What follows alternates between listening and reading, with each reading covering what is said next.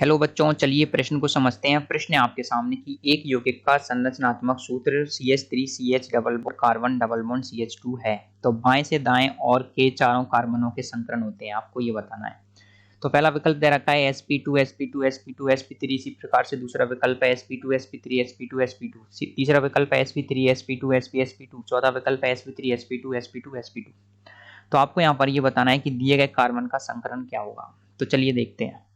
तो दिए गए प्रश्न की जो मुख्य अवधारणा है वो ये है कि आपको यहाँ पर ये बताना है क्या कार्बन का संकरण किस प्रकार से देखा जाएगा। अगर आप कार्बन के संकरण को यहाँ पर बता पाएंगे बाएं से दाएं ओर में, तो आप क्या कर पाएंगे, इस प्रश्न को हल कर पाएंगे। तो आपको कार्बन का संकरण देखना है।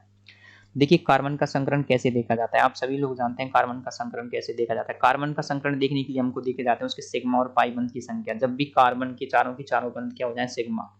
अगर चारों के चारों बंध सिग्मा हो जाए तो कार्बन के अंदर संकरण होता है वो होता है sp3। अगर कार्बन के अंदर एक पाई बंध आ जाए तो वो हो जाता है आपके sp2 संकरित।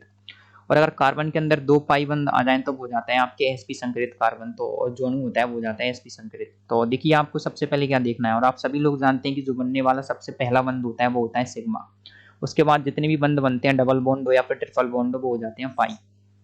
तो देखिए आपको यहाँ पर क्या करना है। देखिए आप देखेंगे पहला आपको जो अणु अणु दे रखा है उसको देखेंगे आप। अणु क्या है आपके सामने CH3।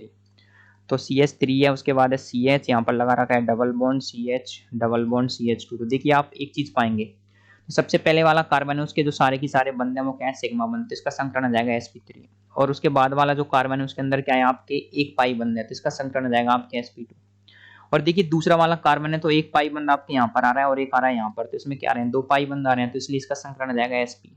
और जो तीसरा वाला कार्बन है, सबसे लास्ट वाला मतलब चौथा कार्बन, चौथे कार्बन में आप पाएंगे एक केवल एक पाई बंध है और दो सिग्मा, इसलिए इसका संकरण आ जाएगा sp2। तो जो हमारा संकरण आ रहा है वो आ रहा है sp3 sp2 sp और sp2। तो आप देखेंगे sp3 sp2, देखिए सबसे पहले देखेंगे sp3 sp2 sp sp2 ऐसा आ रहा है आपके विकल्प सी में, sp3 sp2 sp sp2।